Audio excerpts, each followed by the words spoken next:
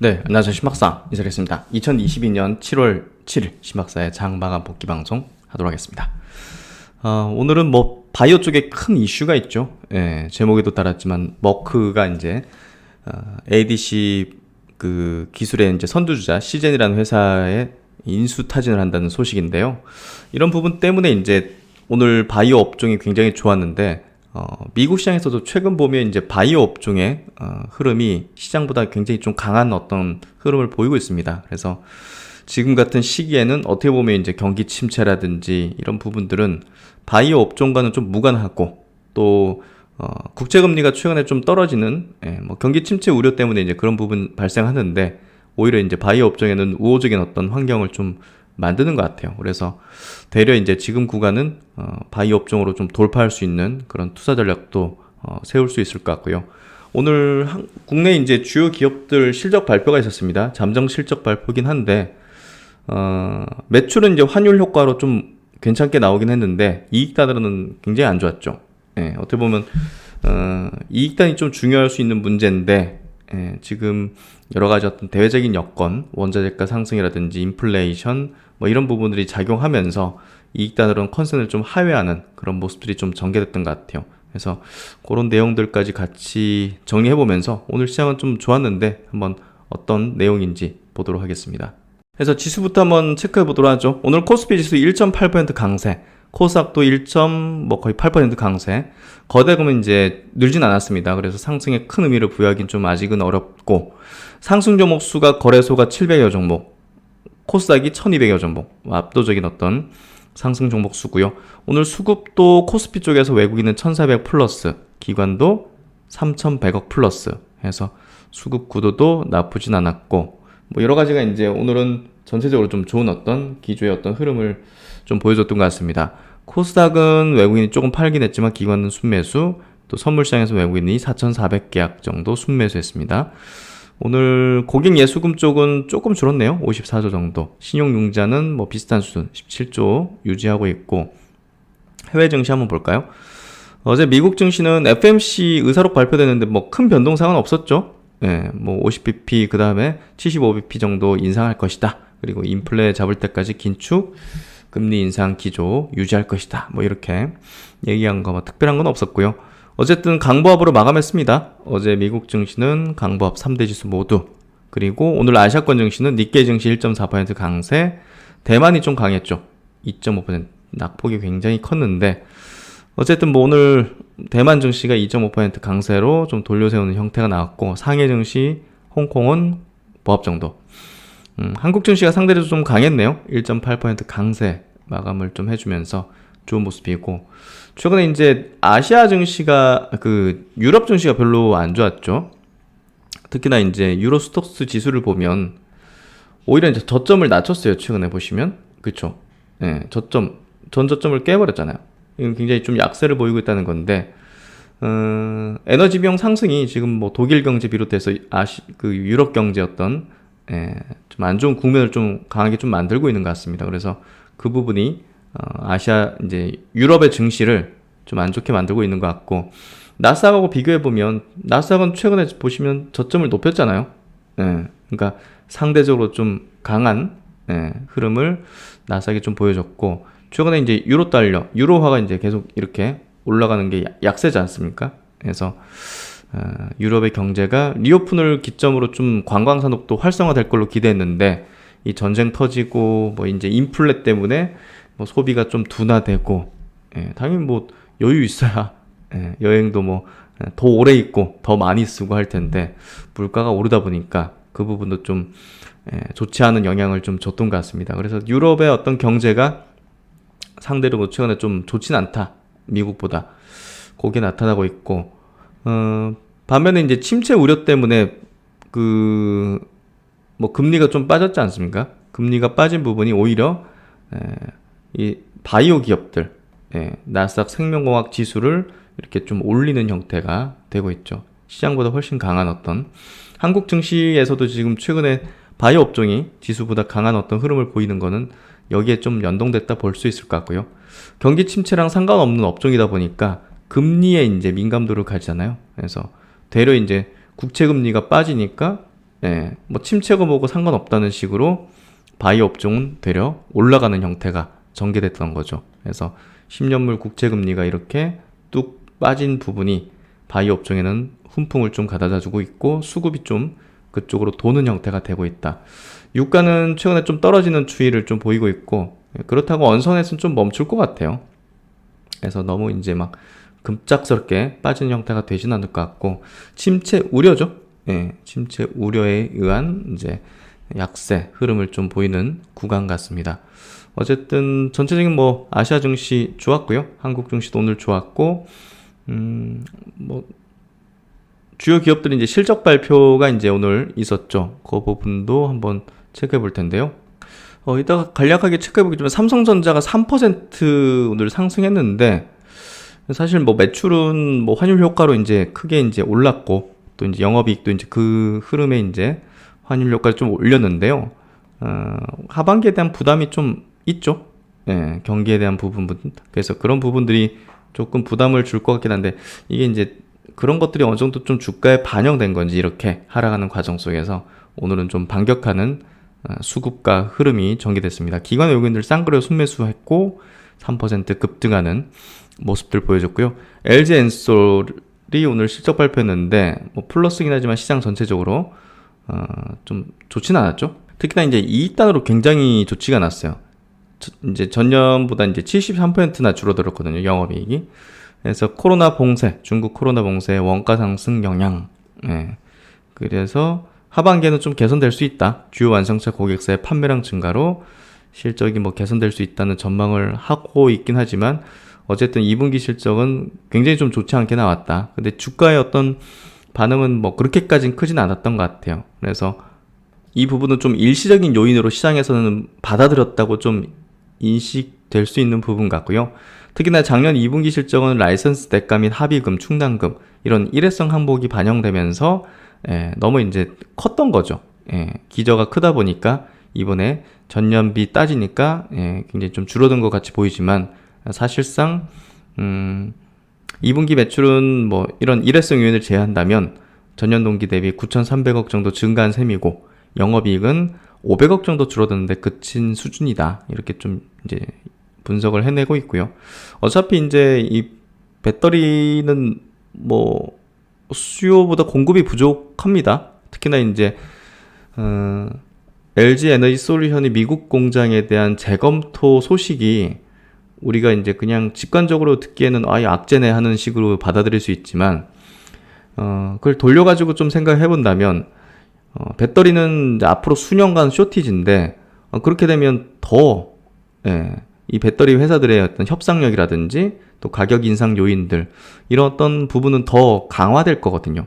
아니 그게 공급을 하는 건데 공급을 재검토한다. 그러면 기존의 이제 배터리 회사들에 대해서는 우호적으로 볼 수 있는 또 이제 그렇게 볼 수도 있는 거죠. 그래서 어쨌든 그거는 이 회사 측에서 생각하는 여러 가지 어떤 이해득실을 따져서 시기를 좀 늦춘다든지 이런 식으로 이제 하는 부분이기 때문에 장기적으로 악재라고 볼 수는 없을 것 같아요. 그래서 그런 것들이 뭐 사실 이 영업이익 73% 급감했다. 이것만 보면 그냥 오늘 5% 6% 급 나가는 게 맞는데 빠지지 않았죠. 그런 것들이 제가 볼 때는 시간에라도 이제 아주 소폭의 하락만 했다는 거는 시장은 어느 정도 이걸 인식하고 있었고 이걸 장기적인 악재로 보진 않는 것 같다는 거죠. 그래서 제가 볼 때는 이제 LG 에너지 솔루션에 대해서는 이제 SK증권의 이제 리포팅인데 2분기 실적 부진에 대한 부분은 우려는 이제 시장에서 어느 정도 인식하고 있었고 7월 말이죠. 7월 27일 6개월짜리 보호예수 해제에 따른 이제 오뱅 이슈. 요게 이제 어느 정도 좀 마무리가 되어지면 저점대를 좀 형성하려고 하지 않겠는가. 어쨌든 배터리 공급 제한은 장기적으로 배터리 업체들에 대한 협상력 강화로 돌려질 거기 때문에 그런 부분에서 이런 여러 가지 어떤 악재적인 부분을 다 뭐랄까요 좀 가라앉게 만들지 않겠는가 이렇게 좀 생각되는 거죠. 그래서 어쨌든 이제 2분기에는 뭐 원자재가 상승에 대한 원가 압박이 있을 걸로 추정됐다는 부분에서 시장은 이미 인식하고 있었다. 이렇게 좀 우리가 해석을 하면 될 것 같습니다.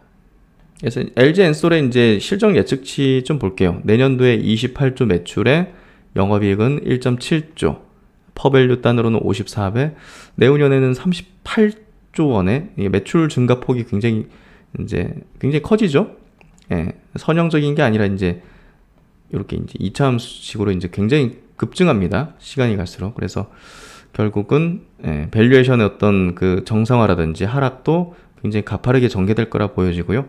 내후년 퍼밸류에이션은 34배 정도로 예상이 되고 있습니다. 그래서 LG 엔솔도 어느 선에서는 제가 볼 때는 요 7월 27일 보유예수 따른 오버행 요때 기점에 좀 고민하신 분들은 관심 있으신 분들은 한번 이제 전략을 가져보셔도 되지 않을까 생각됩니다.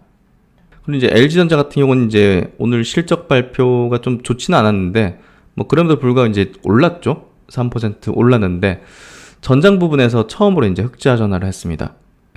2013년 사업 시작하고 처음으로 9년 만에 흑자 전환을 했고 이때 기점이 이제 이렇게 되는 거잖아요. 그러니까 이제 이 부분에 대한 밸류에이션을 시총에 반영할 수 있게 됐다는 거죠. 적자일 때는 밸류에이션을 반영하기가 어렵죠.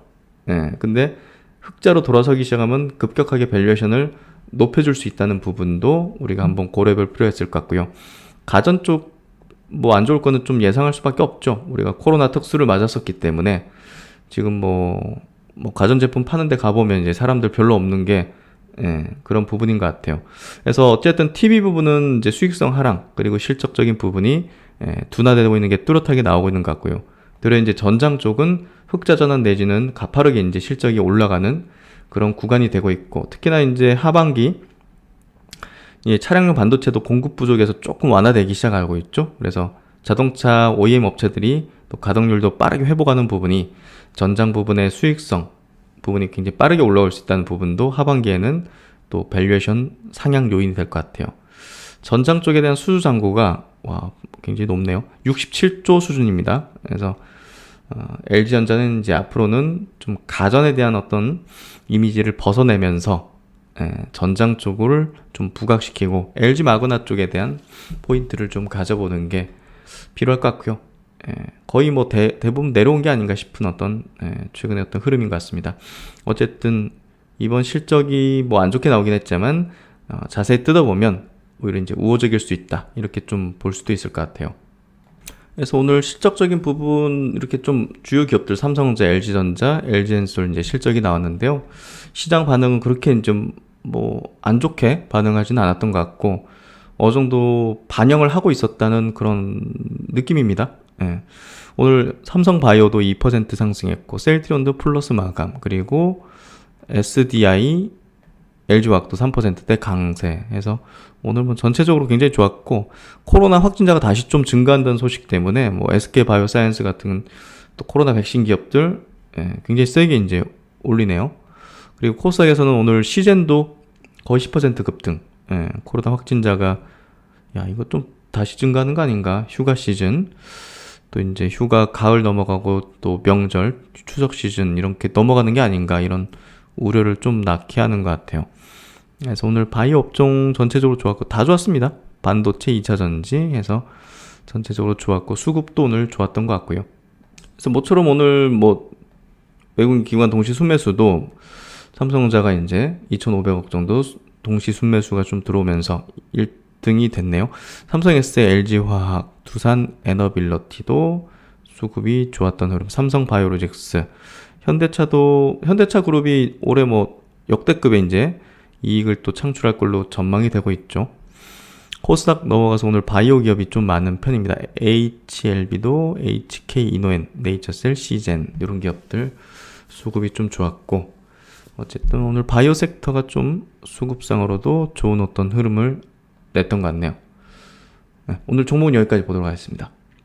오랜만에 이제 바이오 쪽에 큰 딜이 하나 나올 것 같은데요. 머크가 이제 ADC 이제 개발 분야에서 가장 앞서 있는 기업이죠. 이제 시젠을 인수 타진한다는 소식입니다. 작년 말과 이제 올해 초에도 이제 인수 가능성에 대한 뭐 기사들이 좀 흘러나왔는데, 최근에 이제 시젠 주가가 이제 굉장히 급등했죠. 보시면. 그러니까, 제약바이오 기업들 중에서 이제 바닥을 확인하고 이제 주가가 상승하기 시작하면 이제 기존에 이제 인수 타진을 하고 있었거나 이제 좀 매력적인 기업들을 인수하는데 조금 더 급해지게 되죠. 그래서 최근에 이제 시젠 주가도 어떻게 보면 이제 올해 초나 이제 작년 말 같은 경우는 굉장히 낮았죠. 예, 주당 이제 130불이니까 굉장히 낮았는데 지금 170불까지 올라왔단 말이에요. 그래서 인수 가능성 뭐 이슈들이 좀 붙으면서 이제 상승했을 수도 있고, 또 이제 최근에 바이오 기업들도 뭐 바닥 다지고 좀 올라서는 그런 흐름에 편승해서 올랐을 수도 있고, 어쨌든 인수하고자 하는 어떤 측에서는 급해지는 거죠. 예, 그래서 이번에 400억 불 이상이니까 이제 50조 원대 금액으로 이제 인수 타진을 한다는 소식이 나왔는데요. 뭐 이런 소식이 굉장히 또 바이오 쪽에 굉장히 큰 훈풍이죠. 그래서 이제 국내 뭐 ADC 대표적인 기업은 이제 레고캠 바이오가 있죠. 그래서 오늘 강세를 좀 보였는데요. 시젠이라는 기업이 이제 ADC라는 굉장히 성장하는 바이오 쪽의 이제 분야죠. 2030년 정도 되면 한 200억 불 이상의 매출이 이 분야에서만 전망이 되고 있고요. 시젠이 이제 지금 현재 2개 이제 파이프라인을 이제 FDA 허가를 받아서 매출 자체가 올해 한 10억 불, 1.3조 정도 예상되고 있고, 내년에 이제 그 이상으로 계속 이제 고속 성장하는 거죠. 그래서 이 분야에서 2개 승인받은 약물이 있고, 또 6개 파이프라인을 더 개발하고 있고, 또 이제 난소암 쪽 치료제 베톡틴이라는 거는 또 승인 가능성이 높은 또 약품으로 알려져 있습니다. 그래서 시제라는 기업을 머크라는 회사가 어떻게 보면 이제 계속 이제 연구 개발 협력을 하고 있었는데, 이번에는 좀 확실하게 인수를 하지 않겠는가 하는 생각이 좀 들고요. 그만큼 이제 ADC 분야가 굉장히 유망하고 또 잠재력이 굉장히 높다. 그리고 차세대 항암제 개발의 모달리티로서 자리매김했다는 걸 이제 보여주는 거죠. 그래서 국내 이제 레고캠 바이오, 그리고 레고캠 바이오하고 연결되어 있는 또 이제 셀트론의 개발에 대한 부분도 부각이 될 가능성이 높을 것 같아요. 그래서 굉장히 바이오 쪽에는 큰 훈풍이 불고 있다. 확정된 건 아니니까. 근데 불고 있는 건 확실한 것 같다. 이렇게 좀 해석을 하면 될 것 같습니다. 그리고 이제 오늘 삼성전자의 잠정 실적 발표가 있었죠. 삼성전자가 이제 국내 기업 중에서 가장 먼저 항상 이제 실적 발표, 잠정 실적이죠. 부문별 매출이 아니라 이제 전체 통으로 이제 발표를 하는데요. 역대 최대 매출이 나왔습니다. 역대 최대의 매출이 나오긴 했지만 이제 환율 효과죠. 그래서 사실 이번에 나온 실적에 대해서는 조금 이제 뭐 호실적이라는 표현도 많이 하는데, 환율 효과가 컸기 때문에 그렇게까지 호실적으로 바라보는 건 좀 부담일 것 같고요. 일단 하반기가 중요할 것 같습니다. 지금 삼성전자의 이제 재고가 역대급으로 지금 늘어나고 있는 상황이기 때문에 하반기 실적에 대한 부분은 조금 불확실성이 굉장히 높다고 좀 보여지고요. 또 이제 인플레이션이 계속 커지고 있는 부분은 하반기로 갈수록 이제 비용적인 부분, 원자재나 이제 물류비 이런 부분에서 좀 부담을 주기 때문에 삼성전자 뭐 오늘 상승이 뭐 추세 전환됐다 이렇게 좀 보는 거는 아직은 좀 확인이 더 필요할 것 같고요. 일단은 이번 실적 부분이 이제 자세하게 나와서 이제 뭐 반도체 부분이 어떻고 거기에 나오면 이제 확실히 좀 알 것 같은데, 일단 매출은 77조, 전분기 대비해서 1% 늘었습니다. 전년 대비해서는 20% 늘었고요. 영업이익도 전년비 11% 늘었고, 전 분기 대비해서는 영업이익은 좀 감소했습니다. 소폭. 그래서 어쨌든 뭐 환율 효과를 통해서 조금 이제 선방을 했다. 그래서 그렇게 좀 보면 될 것 같아요. 증권사 실적 전망치를 각각 0.2%, 이제 매출 0.2%, 영업이익은 4.7%를 다소 좀 하회를 했다. 이렇게 좀 평가되고 있고요. 특히나 이제 지금 각 기업들이 재고가 굉장히 늘어나고 있는데, 삼성전자의 2, 4분기 재고 자산 회전 일수가 평균 94일. 이게 길어지면 재고로 있는 기간이 길다는 거죠. 그러면 이제 이게 점점 더 길어지면 나중에는 이 자산 평가를 이제 좀 낮춰야 되는 그런 부분이 발생하기 때문에 굉장히 좀 부담이 커지죠. 그래서 이 부분이 좀 제가 볼 땐 좀 부담이 되는 하반기 어떤 부분이 될 것 같고, 그래서 이번에 환율 영향으로 이제 영업이익단으로 한 8천억 정도 증가 효과를 좀 봤을 것으로 지금 업계에서 보고 있고요. 반도체는 뭐 대부분 달러로 이제 결정하니까 실적이 이제 영향을 이렇게 줬다고 볼 수 있을 것 같아요. 하반기 삼성전자의 실적 전망은 어두운 편이다. 시장 조사업체 트렌드포스는 3, 4분기 디램 가격은 전분기 대비 10% 가까이 떨어질 것이라며 업체들의 판매 경쟁으로 가격 경쟁이 촉발되면 가격 하락률이 10%를 넘어설 수도 있다고 내다봤다. 이 가전이나 이런 쪽에서 좀 수요가 감소를 하고 있기 때문에 디램에 대한 수요도 조금 둔화될 수 있는데 뭐 공급으로 어느 정도 커버를 하려고 하겠지만 일단은 전체가 이제 뭐랄까 좀 줄어드는 그런 효과들이 좀 영향을 좀 미치지 않겠는가. 일단 주가는 어느 정도 좀 반영을 했다 보여지는데요. 추세가 전환되기 위해서는 뭔가 좀 좋아질 수 있는 가능성들이 좀 보여야 되겠죠. 그래서 지금 수준에서 하방으로 열리는 폭은 삼성전자 주가에서 이제 엄청 크진 않을 것 같은데 어쨌든 올라가는 어떤 힘 자체도 아직은 좀 확실히 좀 보기 어려운 어떤 흐름이 아닌가. 일단 하반기가 이번 하반기가 거의 변곡이 된다면 변곡이 될 수도 있을 것 같고요. 또 저점을 만든다면 저점을 만들 수 있는 지점이 되지 않을까 이렇게 좀 생각됩니다. 2분기는 어쨌든 그냥 쏘쏘했던 그런 실적이었다 이렇게 좀 평가가 될 것 같고요. 이번 삼성전자 실적에 대해서 이제 메리츠 증권에서 평가한 부분인데요. 일단 뭐 실적 발표는 설명회는 7월 28일 날 이제 진행할 예정이고 이 메리츠 쪽에서는 이번 2분기 매출을 79조 정도 봤는데 이거보다는 좀 2조 낮게 나왔네요. 영업이익도 이제 16.3조 정도를 봤는데 14조 정도 나왔고 그러니까 증권가 예상치보다는 좀 많이 낮게 나왔다 보면 될 것 같고 그만큼 이제 경기의 영향을 지금 받는 부분이 시장 예상보다 굉장히 낮다는 거잖아요. 결국 이제 컨센서스 이제 향후 이제 전망치에 대해서 낮추는 그런 것들이 실적 하향을 이제 시키는 그런 것들이 증권사별로 이제 많이 벌어지게 될 것 같아요. 그만큼 미국 시장도 이제 그만큼의 이제 전망치 하향들을 이제 하게 될 텐데요. 삼성전자가 이렇게 일단은 좀 보여준 것 같습니다. 이런 이제 전 세계적인 소비 둔화를 이제 받고 있는 상황 속에서 현대기아차가 실적이 굉장히 좋게 나오는 것 같아요. 올해 전체로는 이제 그룹 전체가 이제 15조 정도 되는 영업이익을 낼 걸로 보여지는데 이 표로 보시면 얼마나 드라마틱한지를 볼 수 있는데요. 2018년도 이제 최악이었죠. 이때를 기점으로 이제 21년도 작년에 이제 기아차 이제 현대차 합산해서 11조 영업이익 나왔고 올해는 14조 정도 예상이 되는 거죠. 그래서 이거 일본 차를 뭐 경쟁적으로 이제 제끼는 수준인 것 같고 또 이제 전기차, 친환경차 부문에서도 테슬라가 약간 뭐 저번에 앨런 머스크가 이제 현대차가 대단하다 뭐 이런 표현들을 했지 않습니까? 그만큼 뭔가 좀 성과들을 미국에서도 내고 있고 이런 것들이 굉장히 좀 실적으로 연결되는 것 같고요.